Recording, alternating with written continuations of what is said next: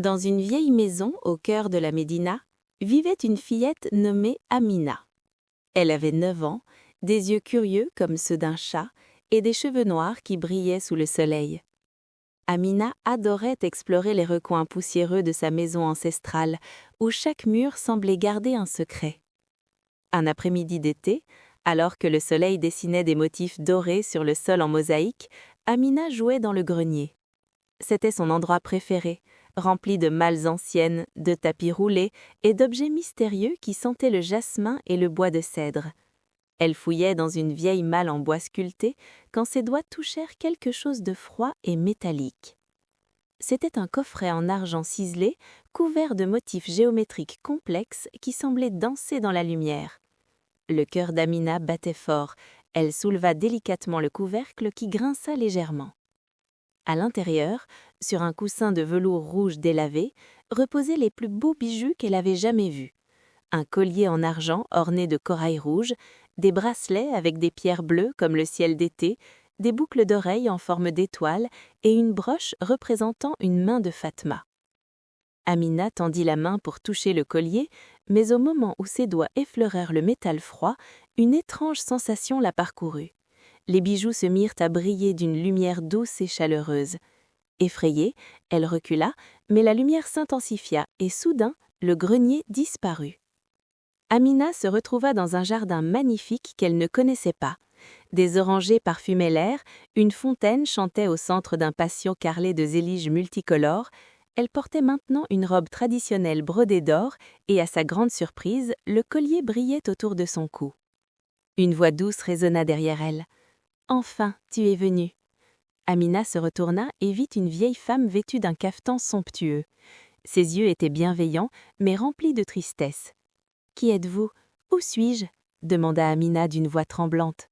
« Je suis Lala Zora, la gardienne de ces bijoux. Tu es dans le passé, ma chère enfant, il y a plus de 100 ans.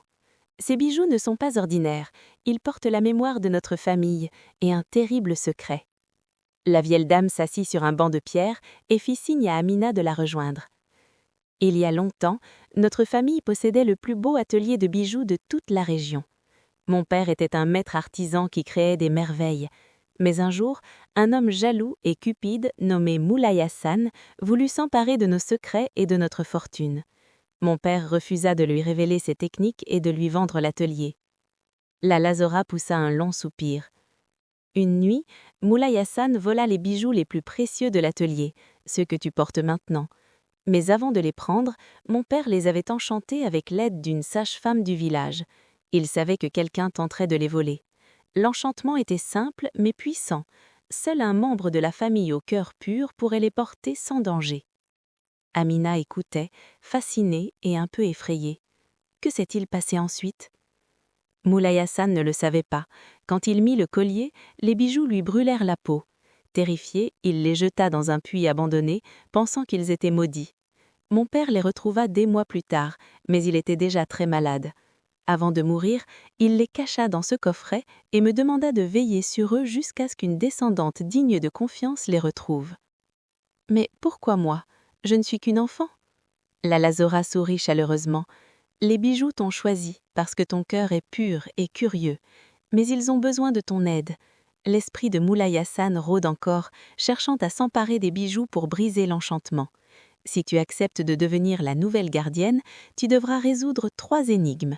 C'est la seule façon de libérer les bijoux de leur lien avec le passé et de les protéger pour toujours. » Amina réfléchit un instant.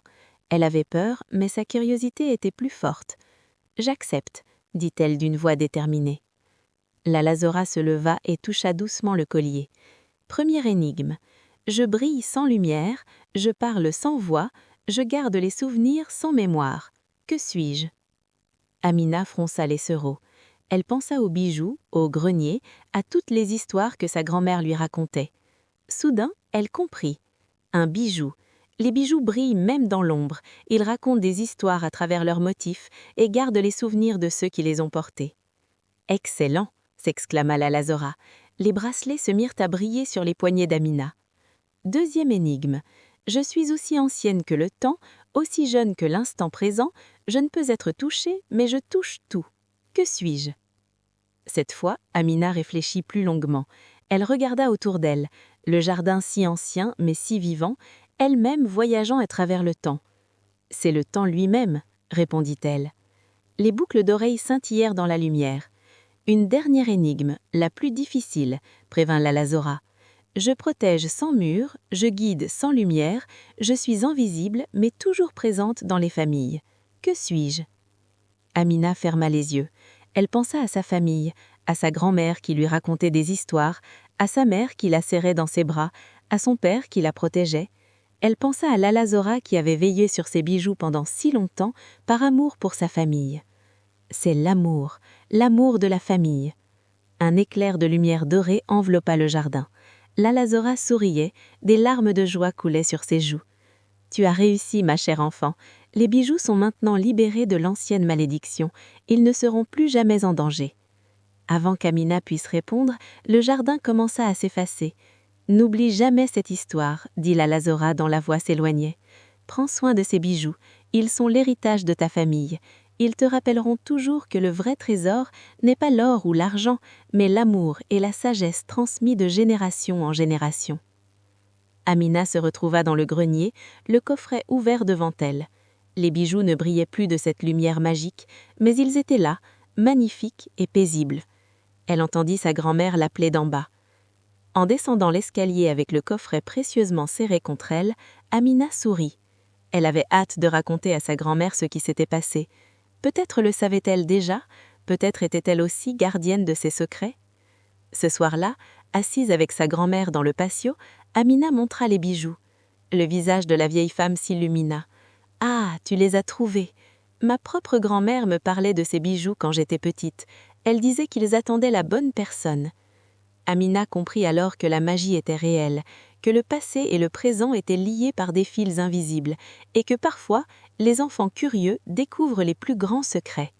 Les bijoux traditionnels ne seraient plus jamais oubliés dans un grenier poussiéreux. Ils seraient portés, chéris, et leurs histoires seraient racontées encore et encore, de génération en génération.